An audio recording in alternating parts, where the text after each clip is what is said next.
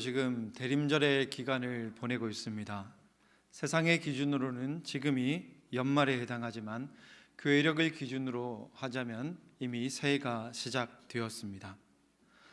여러분, 새해가 시작되었으니 우리 새해 인사 한번 나누셨으면 좋겠습니다. 우리 앞뒤 좌우에 계신 분들과 새해 인사를 하실 텐데요, 오늘은 특별히 2번 하도록 하겠습니다.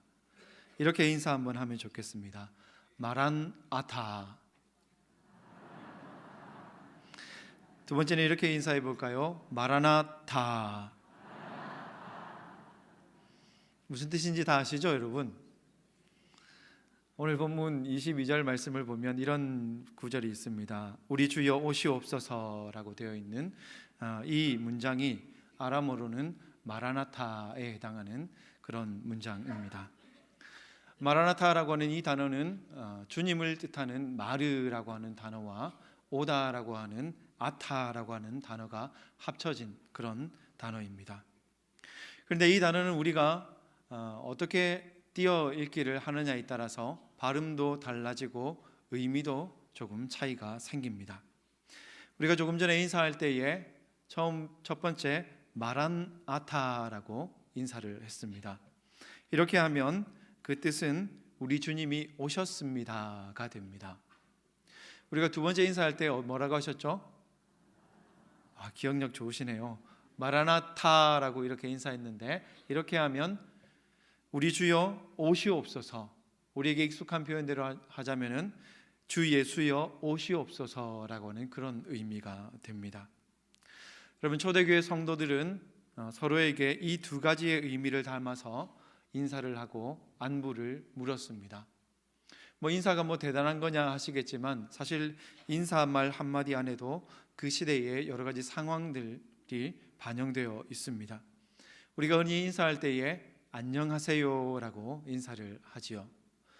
그런데 이 인사말 속에는 우리 민족이 과거 오랜 침략과 또 전쟁과 같은 격변의 역사를 경험할 때에 밤사이에 안녕하셨습니까? 라는 안부를 묻는 그런 의미가 담겨 있습니다. 예전에 우리 어르신들 먹는 것이 귀하시고 또 보릿고개를 힘겹게 넘던 그런 시절에 우리가 어떻게 인사했습니까? 식사는 하셨습니까? 밥은 먹고 다니냐? 이런 인사를 했었습니다. 아무것도 아닌 것 같은 인사말 한마디 가운데도 그 시대의 어떤 역사적인 상황들이 반영이 되어 있는 겁니다. 여러분, 그렇다면 우리가 방금 나누었던 초대교회의 인사 마란아타 그리고 마라나타라고 하는 이 인사말 안에는 어떤 배경이 있겠습니까? 먼저 이 인사말을 통해서 우리는 초대교회가 여러 가지 환난과 핍박을 경험하고 있던 공동체였음을 알게 됩니다. 그리고 동시에 박해와 시험을 감당하고 있던 예수의 제자인 초대교회 공동체는 서로에게 이런 인사법, 이 땅에 이미 오셨던 예수님, 그리고 언젠가 다시 오실 그 예수님을 기억하며 우리가 이 고난과 시험을 이겨내자라고 서로에게 격려하며 안부를 물었다라고 하는 것입니다. 여러분, 우리가 대림절 기간에 꼭 다시 한번 회복했으면 하는 좋은 전통이 있습니다. 그건 뭐냐면 바로 새로운 한 해를 시작하면서 교회는 대림절 기간에 다시 오실 주님을 깊이 묵상했다라고 하는 겁니다. 교회는 새로운 한 해를 시작하면서 세상의 마지막 때를 생각했습니다.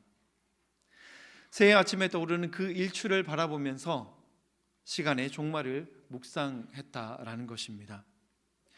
여러분, 교회가 새로운 시작을 알리는 이 계절에 종말을 반추하면서 새로운 문을 열었다라고 하는 것은, 그리고 결국 모든 우리 그리스도인의 모든 시간은 철저하게 종말론적인 시간 개념이어야 한다고 하는 것을 우리에게 말해주고 있습니다. 그런데 여러분, 어느 순간부터 한국 교회의 강단에서 종말론적인 설교가 사라지기 시작했습니다. 어떤 분들은 그렇게 이야기하십니다. 강단에서 종말론이 종말을 맞았다라고 이야기를 합니다. 강단에서 종말론적인 설교가 사라진 여러 가지 이유와 원인이 있겠지만, 저는 그 가운데 가장 큰 원인으로 1970년대 그리고 80년대를 휩쓸었던 시한부 종말론의 부작용이 아닐까라는 생각을 해보게 됩니다. 그리고 그 정점에는 1992년에 있었던 다미선교회라고 하는 단체가 있습니다. 여러분 혹시 1992년에 있었던 다미선교회의 시한부 종말론에 대해서 알고 계십니까? 1992년 10월 28일 세상의 종말이 올 것이라고 했습니다. 그리고 예수님께서 이 땅에 다시 재림하시고 우리가 이미 아는 것처럼 하나님의 백성들은 공중으로 들림을 받아서 공중에서 주님을 만나 뵙게 될 것이다라고 이야기했었습니다. 저도 그때 초등학생이었는데 직접 보지는 못하고 무서워서 이불 속에서 이렇게 TV를 지켜봤던 그런 기억이 있습니다. 그런데 우리 예수님 그날에 안 오시더라고요. 문제는 여러분, 그렇게 한바탕 큰 파장이 지나가고 나서 한국 교회는 종말론에 대해서 언급하기를 주저하게 되었습니다. 종말론이 자취를 감추면서 동시에 한국 교회는 영적인 탄력성도 상실하기 시작했습니다. 복음의 거룩한 본질도 빛을 발해가기 시작합니다. 세속적인 가치를 뒤집어 엎는 그런 전복적인 복음의 메시지보다는 세상의 시류에 적당히 편승하는 유사 복음이 판을 치고 있습니다. 이렇다 보니 여러분, 우리의 영성과 우리의 신앙이 위를 향해서 고양되기보다는 땅의 것들, 아래로 떨어져서 저급한 세속 문화에 쉽게 동화되어 가고 그리스도인으로서의 우리의 정체성마저 위협을 당하는 그런 시대를 우리가 살아가고 있습니다. 저는 그 어느 때보다도 종말론적인 신앙의 회복과 또 살아있는 복음의 선포가 절실한 그런 시대를 우리가 살아가고 있다라고 생각합니다. 다른 어떤 때보다도 교회와 성도들이 깨어나야 할 그런 때입니다. 여러분, 오늘 우리가 읽은 이 본문은 바울이 고린도 교회에 보낸 편지 가운데 일부입니다.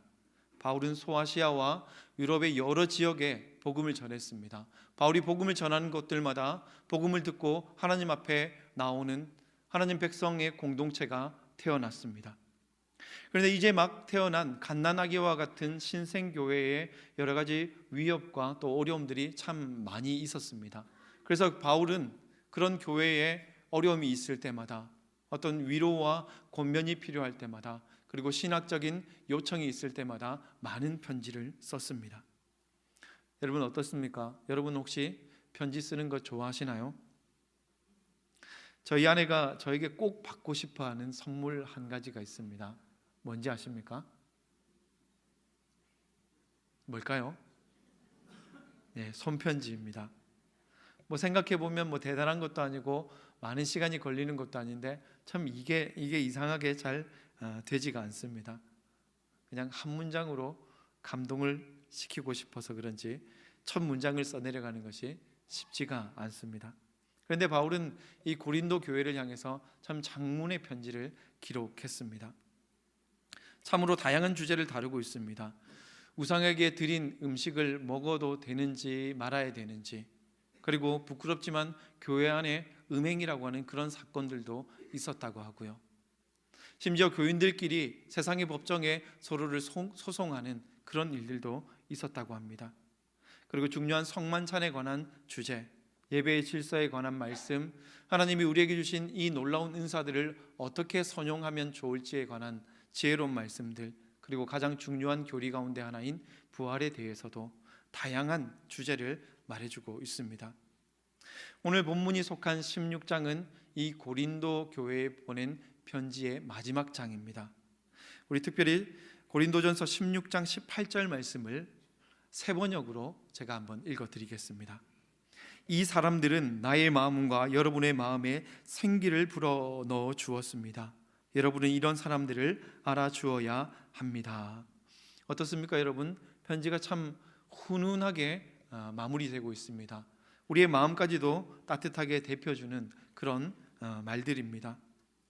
근데 당시 바울이 살던 시대에 사람들이 편지를 어떻게 기록했냐면, 편지를 쓰고자 하는 사람이 그 편지의 내용을 불러주면 서기관이라고 하는 사람이 편지를 대필했습니다. 바울도 이런 방식을 사용했습니다. 바울이 편지를 보낼 때 그 편지의 내용을 불러주면 서기관이 그 내용을 대신 받아 썼습니다. 그런데 여러분, 이렇게 되면 문제가 생기죠. 이게 진짜 바울의 편지인지 아닌지 구분하기가 어려워집니다. 그래서 바울이 어떻게 했냐면 서신의 마지막에 마치 자기의 서명을 하듯이 짧은 부분을 친필로 써서 기록을 했습니다. 오늘 우리가 읽은 이 본문의 내용이 바로 바울이 친필로 기록한 그 내용입니다. 바울이 방금 전까지 열심히 편지를 불러주다가 이제 직접 펜을 들고 자신이 직접 서신을 써내려 나가는데, 방금 전까지 그 따뜻했던 분위기를 완전히 싸늘하게 만드는 그런 문장을 구사하고 있습니다. 우리 22절 말씀 보겠습니다. 만일 누구든지 주를 사랑하지 아니하면 저주를 받을지어다. 여러분, 너무 무서운 말씀이지 않습니까? 교회와 성도들을 깜짝 놀라게 만드는 그런 문장입니다. 바울은 갑자기 고린도 교회의 성도들을 흔들어 깨우는 그런 말을 하고 있습니다. 누구든지 주를 사랑하지 않는 자는 저주를 받으라라고 하는 이 말은 엉거주춤한 상태에서 영적으로 잠들어가고 있던 고린도 교회를 깨우기 위해 내리치는 축비와 같은 그런 말씀입니다. 그래도 여러분, 편지를 쓰는데 저주받아라 이런 말 너무하지 않습니까? 아무리 바울이라도 이런 말 너무했다라는 그런 생각이 들 수 있을 겁니다. 바울이 지금 여기에서 저주라고 하고 있는 이 단어를 헬라어로는 아나테마라고 합니다. 근데 이 단어를 우리가 성경의 맥락 안에서 조금 살펴볼 필요가 있겠습니다. 성경에서 아나테마라고 하는 이 단어가 처음으로 등장한 것은 창세기에서 아담과 하와를 유혹했던 뱀에게 하나님께서 벌을 내리시는 그 장면에서 등장합니다. 우리 창세기 3장 14절 말씀 함께 읽겠습니다. 내가 이런 일을 저질렀으니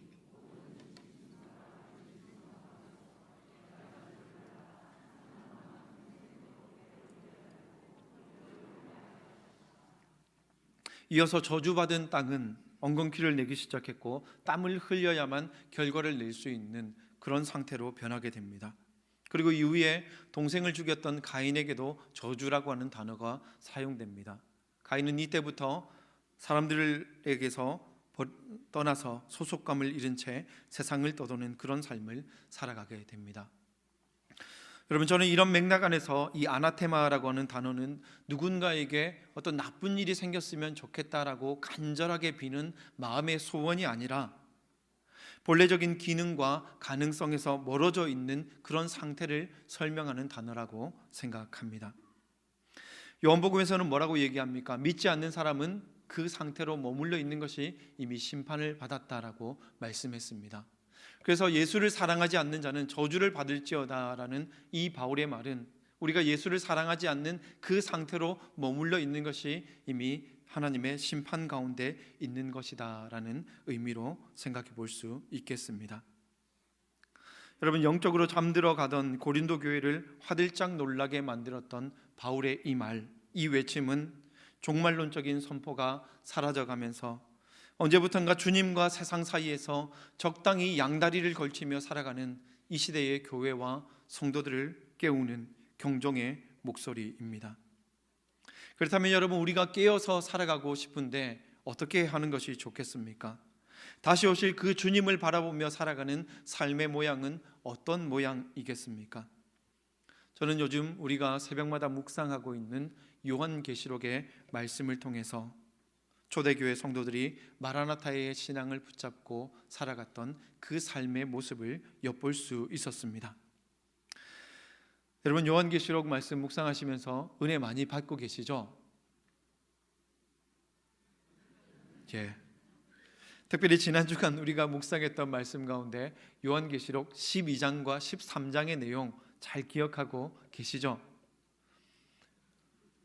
요한계시록 12장에 누가 나왔습니까? 옛 뱀 혹은 용이라고 하는 존재가 나왔습니다. 그리고 요한계시록 13장에 보시면 바다에서 나온 짐승과 땅에서 나온 짐승이 등장하고 있습니다. 이들이 누군지 다 알고 계시죠, 여러분? 첫 번째, 이 용이라고 하는 존재는 공중권세 잡은 자 사탄을 의미하는 겁니다. 그리고 13장에 나오는 바다에서 나온 짐승은 로마의 황제를 가리킵니다. 왜냐하면 로마의 황제들이 이 지역으로 올 때에 항상 지중해를 건너서 배를 타고 바다를 건너왔기 때문에 이렇게 표현하고 있는 겁니다. 그러면 땅에서 나온 짐승은 누구겠습니까? 그 지역에 살고 있는 토착 관리들을 의미하는 겁니다. 근데 여러분, 중요한 것은 무엇이냐면 이들이 어떤 모습으로 활동하고 있는지를 우리가 잘 살펴봐야 됩니다. 이들은 삼위일체, 우리가 믿는 그 삼위일체 하나님의 모습을 흉내내고 있다고 하는 것을 우리가 볼 수 있습니다. 먼저 공중권세 잡은 자 용은 누구를 흉내냅니까? 성부 하나님을 흉내내고 있습니다. 그리고 그 용에게서부터 권세를 위임받은 용의 화신은, 로마의 황제는 곧 성육신하신 예수 그리스도를 모방하고 있는 겁니다. 그리고 마지막으로 땅에서 나온 짐승은 성령 하나님을 흉내내고 있습니다. 여러분, 성령 하나님께서 하시는 역할이 무엇입니까? 우리로 하여금 하나님의 말씀을 깨닫게 하고 예수 그리스도를 믿는 그 믿음을 통해서 하나님을 섬기도록 하는 겁니다. 당시 지방의 관리들과 토착 권세자들이 이런 역할을 했다고 하는 겁니다. 실제로 로마 제국의 속주와 도시들마다 그 지역을 관리하는 사람들은 백성들이 황제를 섬길 수 있도록 여러 가지 온갖 장치들을 마련했습니다. 그 당시 로마 제국의 속주와 도시들은 황제에게 잘 보이기 위해서 충성 경쟁을 벌이고 있었습니다. 황제와 가족들을 신격화시키고 그들을 위해서 화려한 신상을 만들고 크고 웅장한 신전을 세우는데 이 일을 누가 더 빠르게 신속하게 화려하게 해 나가느냐, 이것을 놓고 치열한 경쟁을 벌였다라고 하는 겁니다. 그리고 이 충성 경쟁에서 앞선 사람에게는 수많은 혜택과 보상이 주어졌습니다. 여러분, 우리가 이 시스템을 잘 기억할 필요가 있습니다. 지역의 수많은 권력자들과 지식인들은 앞다투어 가면서 온갖 수단과 방법을 동원해서 제국의 이념을 선전하는 겁니다. 그러면 이것을 들은 그 땅의 백성들은 로마 황제 앞에 머리를 조아립니다. 그런데 황제의 신상에 제사를 드리는데 거기서 그치는 것이 아니라 이것은 결국 그 배후에 있는 용과 같은, 사탄과 같은 세력을 섬기는 일로 이어지게 된다고 하는 겁니다. 이 모든 것이 결국 하나입니다. 그리고 여러분, 우리가 또 한 가지 중요한 것은 로마의 황제를 숭배한다라고 하는 것은 단순히 종교적인 문제가 아니었다고 하는 겁니다. 사실 로마의 황제를 숭배하는 이것은 로마의 통치 방식이었습니다. 로마라고 하는 이 거대한 제국이 처음부터 이렇게 큰 덩치로 출발한 것은 아니었습니다. 로마는 원래 그저 작고 그렇게 중요하지 않은 도시국가의 형태였습니다. 그런데 이 작은 도시국가가 끊임없는 전쟁과 또 약탈과 침략을 통해서 주변에 있는 도시국가들을 통합해 나가기 시작한 겁니다. 마침내 로마가 거대한 제국이 되었을 때 로마라고는 이 제국은 하나의 거대한 인종시장을 방불케 하는 그런 모양이었습니다. 다양한 인종과 혈통과 문화와 언어를 사용하는 수많은 사람들이, 다양한 사람들이 로마라고 하는 이 우산 아래에서 함께 생활을 하고 있었습니다. 그런데 여러분, 이렇게 다양한 민족과 사람들을 하나로 묶어낼 수 있는 제도적인 장치가 필요했는데 그것이 무엇이었습니까? 황제를 신처럼 떠받드는 일이었습니다. 결국 여러분, 로마가 교회에게 강요한 것은 무엇이었습니까? 로마는 교회에게 하나님을 버리고 황제를 섬기라고 말한 것이 아닙니다. 하나님도 섬기고 로마의 황제도 겸하여 섬기라고 하는 것을 강요했던 겁니다. 결국 로마의 황제를 섬긴다라고 하는 것은 로마가 굴러가는 이 모든 제도와 시스템의 동의를 표하는 것이었습니다. 그런데 제국에 사는 시민 가운데 누군가가 이 시스템에 동의하지 않는 겁니다. 황제에게 절을 하지 않는다라고 하는 것은 로마에 동의하지 않는 것이고, 결국 그들은 제국 안에서 잠재적인 반란 세력으로 간주되었고, 초대교회는 이로 인해서 수많은 고난과 환난과 핍박을 경험할 수밖에 없었던 겁니다. 여러분, 우리가 또 한 가지 꼭 기억해야 될 것은 황제를 숭배하는 교회를 향한 이 박해와 핍박이 우리가 생각하는 것보다 훨씬 더 현실적이고 구체적인 모양으로 나타났다라고 하는 겁니다. 우리 요한계시록 13장 17절 말씀을 함께 읽겠습니다. 누구든지 이 표를 가진 자 외에는 매매를 못하게 하니 이 표는 곧 짐승의 이름이나 그 이름의 수라. 당시에 로마 황제를 숭배하는 것은 경제 활동과 밀접한 관련이 있었습니다.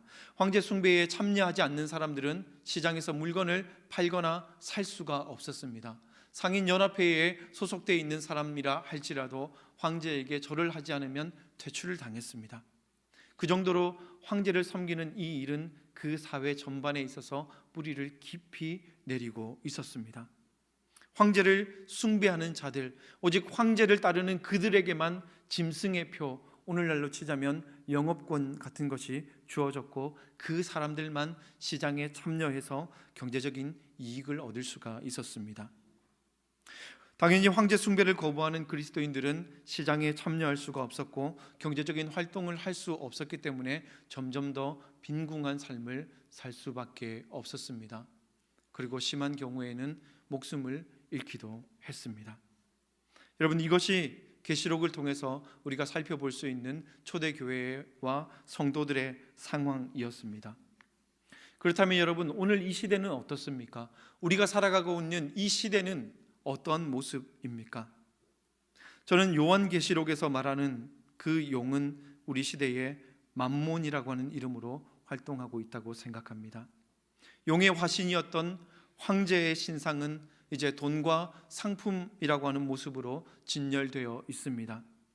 황제에게 잘 보이기 위해서 제국의 이념을 선전했던, 과잉 충성을 바쳤던 그 토착 세력들은 미디어와 스크린이라고 하는 이름으로 불리고 있습니다. 여러분, 세상에서 가장 크고 또 성공한 종교가 무엇인지 아십니까? 불교, 이슬람, 기독교, 저는 돈의 종교라고 생각합니다. 과거에 십자군 전쟁 때 십자군들이 이슬람을 무참히 학살했지만 초승달이 그려져 있는 금괴는 사랑했습니다.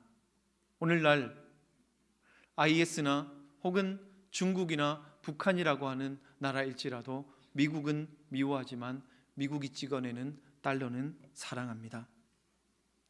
이들이 선전하는 내용은 오늘날에도 대대적인 성공을 거두고 있습니다. 화려한 집에서 살아야만, 크고 좋은 집에 살아야만 인생이 행복할 것이다라고 우리에게 이야기합니다. 고급 승용차를 타는 사람들만 인간적인 대우를 받을 수 있다라고 이야기합니다. 명품 옷을 입고 값비싼 화장품을 사용하면 당신도 여신이 될 거야 라고 거짓된 속삭임을 하고 있습니다. 여러분, 세상은 우리에게 이런 삶을 따라오라고 종용하고 있습니다. 세상이 돌아가는 이 방식에 동의하라고 말하고 있습니다. 먹고 살기 위해서는 현실적인 선택을 하라고 우리를 위협하고 협박하고 있습니다. 여러분, 이렇게 놓고 보면 1세기를 살았던 그리스도인의 삶의 자리나 오늘 이 시대를 살아가고 있는 우리 그리스도인의 삶의 자리가 동일하다라고 하는 것을 볼 수 있겠습니다. 여러분, 그런 점에서 요한계시록은 그저 먼 옛날의 이야기가 아닙니다. 옛날에는 이런 일들도 있었다라고 하는 그런 말을 우리에게 하고 있는 것이 아닙니다. 혹은 언제 있을지도 모르는 먼 미래에 그냥 일어나도 좋고 안 일어나도 그만인 그런 이야기를 우리에게 전해주고 있는 것이 아닙니다. 요한계시록은 오늘도 우리에게 도전합니다. 지금도 우리 앞에는 생명과 죽음, 복과 저주의 갈림길이 놓여 있는데 이 길 가운데, 이 갈림길에서 우리가 복과 생명의 길을 선택하라고 우리에게 도전하고 있는 겁니다. 바울이 고린도 교회에게 편지를 보내면서 친필로 써내려간 누구든지 예수를 사랑하지 않는 자는 저주를 받을지어다 라고 하는 이 큰 글씨가 오늘 우리 앞에 놓여져 있습니다. 여러분, 그래도 현실은 현실 아닙니까? 하는 분들이 계실 겁니다. 네, 맞습니다. 현실, 저도 현실적인 거 좋아합니다. 현실은 중요합니다. 여러분, 현실적인 선택을 꼭 하시기를 부탁드립니다. 그러나 여러분, 진짜 현실을 선택하시기 바랍니다. 우리 요한계시록 13장 18절 말씀을 함께 읽겠습니다. 지혜가 여기 있으니 총명한 자는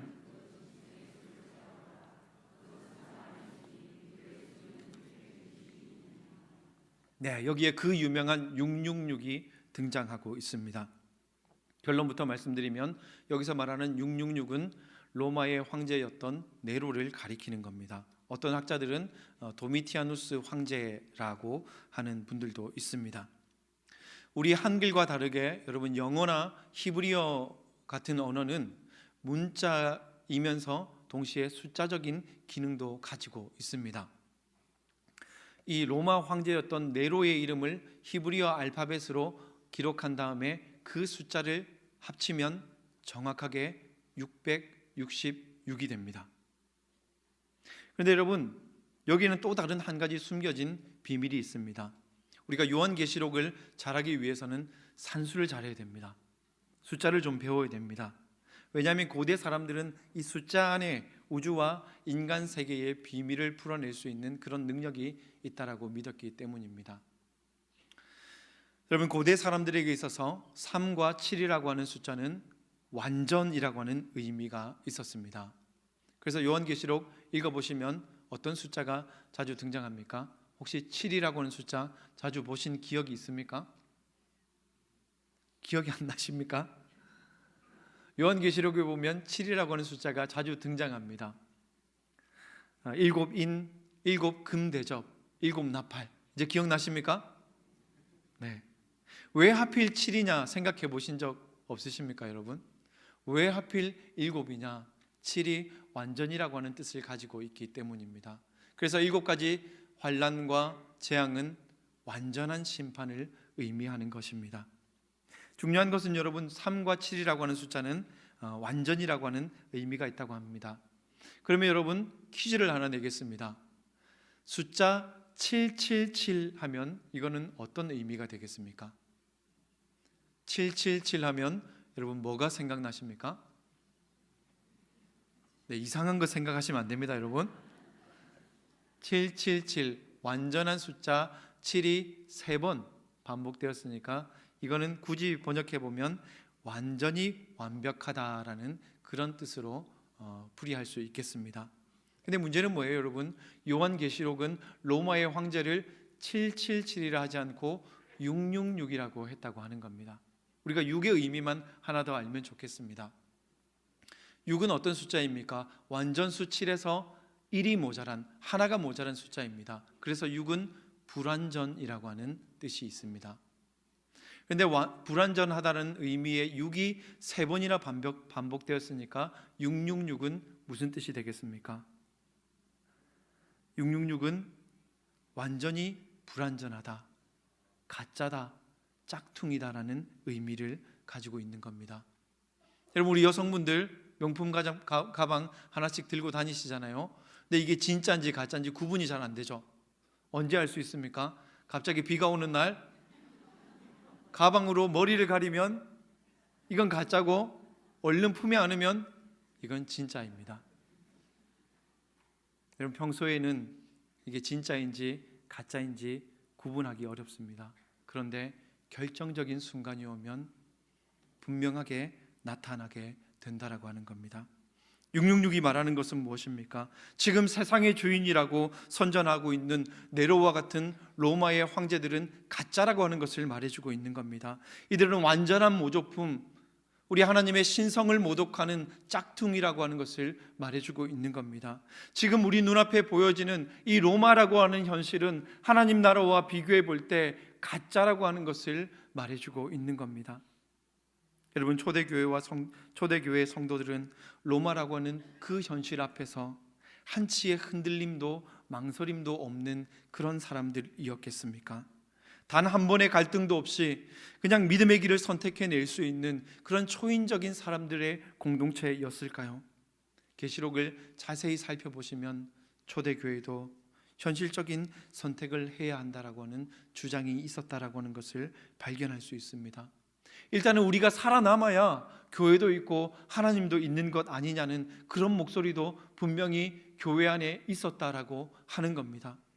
그런데 여러분, 요한은 지금 그 흔들리며 갈등하고 있는 공동체에게 말하고 있는 겁니다. 지금 눈에 보이는 이 현실이 전부가 아니라고 말하고 있는 겁니다. 경제적인 활동을 할 수 없고 공직에 나아가는 그 모든 길이 차단되고 있는 이 현실 앞에서도, 심지어 우리의 순교의 피를 강요하는 이런 현실 앞에서 지금 눈앞에 보이는 로마보다 눈에 보이지 않는 하나님의 나라가 진짜라고, 하나님의 나라가 진짜 현실이라고 우리에게 도전하고 있는 겁니다. 육신의 목숨을 지고 흔드는 로마의 권력자들을 두려워할 것이 아니라 하늘에 계신 우리의 아버지 하나님을 두려워할 줄 알아야 한다고 우리에게 말하고 있는 것입니다. 마태복음 10장 28절에 이런 말씀이 있습니다. 몸은 죽여도 영혼은 능히 죽이지 못하는 자들을 두려워하지 말고 오직 몸과 영혼을 능히 지옥에 멸할 수 있는 이를 두려워하라고 말씀했습니다. 여러분, 월트 브루그만이라고 하는 유명한 구약 학자가 있습니다. 이분이 설교에 대해서 이런 정의를 내렸습니다. 설교의 목적은 회중이 살 수 있는 세계를 제공하는 것입니다. 우리가 성경을 해석하고 설교하는 목적은 믿을 만한 생활 세계, 하나님의 백성 공동체가 세상과 구별되는 삶을 살아갈 수 있게 해주는 그 공간을 제공하는 데 있다고 이야기했습니다. 여러분, 오늘 말씀을 통해서 하나님이 우리에게 이런 새로운 공간을 말씀하십니다. 하나님이 우리에게 새로운 길을 보여주십니다. 그런데 어떻습니까, 여러분? 이 길을 가시겠습니까? 마라나타, 이 탄식이 없이는 갈 수 없는 길, 마라나타, 이 찬송을 부르지 않고서는 갈 수 없는 하나님 백성의 그 길을 여러분 진정 가시겠습니까? 결코 쉽지 않은 길입니다. 때로는 물러나고 싶고 우리를 두렵게 만드는 일들이 넘쳐날지도 모릅니다. 그러나 여러분, 오늘 본문 23절과 24절에서 말씀하시는 것처럼 그 길 가운데 주 예수 그리스도의 은혜가 우리와 함께 할 것이라고, 나의 사랑이 그리스도 예수 안에서 너희 무리와 함께 할 것이라고 말씀하고 있습니다. 여러분, 종말론적인 삶을 살아간다라고 하는 것은 무엇입니까? 단지 우리가 교회 출석 열심히 하고 예배 잘 드리고 헌금 생활 잘하는 것, 이것이 종말론적인 삶이 아니라고 하는 겁니다. 종말론적인 삶이라고 하는 것은 우리 삶에서 훨씬 더 구체적인 선택 앞에서 우리가 오늘 무엇을 선택할 것인가, 그것을 묻고 있는 겁니다. 여러분, 어떤 사람이 깨어있는 사람, 어떤 사람이 종말론적인 삶을 살아가는 사람입니까? 더 많은 돈을 위해서 과잉 진료하지 않는 의사, 뇌물을 받지 않고도 공정한 행정 처리를 하는 공무원, 개인과 정당의 이익이 아니라 나라와 민족을 위해서 이 민족이 살 길을 제시해주는 바른 정치인, 시험 기간에 다른 학생들이 다 부정행위를 저질러도 당당하게 자기 실력으로만 성적표를 받아내는 학생, 성령의 폭풍이 몰아치는 그 언덕 가운데서도 주저하지 않고 굴하지 않고 당당하게 생얼로 살아가는 취업준비생, 조직의 이익을 위해서 불법적인 명령이 하달될 때 공익을 위해서 그것을 거부하고 멈춰 세울 수 있는 직장인들, 여러분, 이런 모습의 삶을 살아가는 사람들이 종말론적인 삶을 살아가는 사람들입니다. 그리고 이런 사람들이 바로 이 시대의 순교자입니다. 여러분, 이 시대는 정직이 곧 순교라고 말하는 시대입니다. 하나님이 주시는 바른 양심을 따라 살아가는 그 사람들이 바로 이 시대의 순교자들입니다. 근데 문제가 무엇입니까? 우리의 양심이 결정적인 순간에 두려움과 마주하게 되면 오작동을 일으킬 때가 있다고 하는 겁니다. 우리의 이 선한 양심이 오작동을 일으키지 않고 하나님의 뜻을 받들어 살아내기 위해서는 우리가 종말론적인 신앙을 회복하고 붙잡아야 한다라고 하는 것입니다. 여러분, 연말연시 이제 많은 사람들이 한 해를 마무리하고 새해에 대한 기대와 소망을 계획할 겁니다. 그런데 여러분, 대림절을 묵상하면서 저는 이런 생각을 해보게 됩니다. 이때에 우리에게 정말 필요한 것이 무엇일까? 초대교회 성도들은 새해를 시작하면서 마라나타의 주님을 깊이 묵상했습니다. 새 시대의 문을 열면서 종말의 때 우리 주님을 다시 맞이할 그 순간을 깊이 생각했습니다. 그렇다라고 한다면 여러분, 어쩌면 새해를 맞이하는 우리에게 꼭 필요한 것은 어떤 새로운 도전과 계획과 목표보다도 종말론적인 신앙을 회복하는 것이 아니겠습니까? 우리가 이 땅에서 한 단계 더 높은 자리에 올라가는 것, 그것을 소망하는 것도 중요하겠지만 정말 위의 것, 하늘의 것, 하나님의 소망을 품고 살아가는 그 삶이 필요하지 않겠습니까? 그냥 사람들이 억지로 지어낸 그 희망을 노래할 것이 아니라 성경이 우리에게 말씀하시는 진정한 희망을 노래해야 하겠습니다. 마라나타의 이 신앙이 회복되어야 될 때입니다. 여러분, 저는 역설적이지만 우리가 종말론적인 삶을 회복할 때에만 진짜 희망을 잉태하고 출산할 수 있다고 믿습니다. 이것이야말로 새로운 시대를 열 수 있는 진정한 열쇠라고 믿습니다. 사방으로 우겨싸임을 당한 것 같은 우리의 삶의 그 현장 가운데서 우리가 무릎 꿇지 않을 수 있는 비결은 마라나타의 신앙을 붙잡는 길입니다. 우리가 그 길을 걸어갈 때에 하나님이 우리에게 믿음과 용기와 또 믿음의 기계를 선물로 허락해 주실 줄로 믿습니다. 대림절 기간 우리가 초대교회 성도들의 인사말 마란아타, 그리고 마라나타, 이 인사로 서로를 격려하면서 이 땅에 이미 오셨던 그 주님께 감사할 수 있기를 바랍니다. 그리고 동시에 이 땅에 다시 오실 그 주님을 우리가 맞이하게 될 때에 그 주님 앞에서 부끄러울 것이 없는 성도들로 발견되는 저와 여러분들의 삶이 되기를 주님의 이름으로 축원드립니다.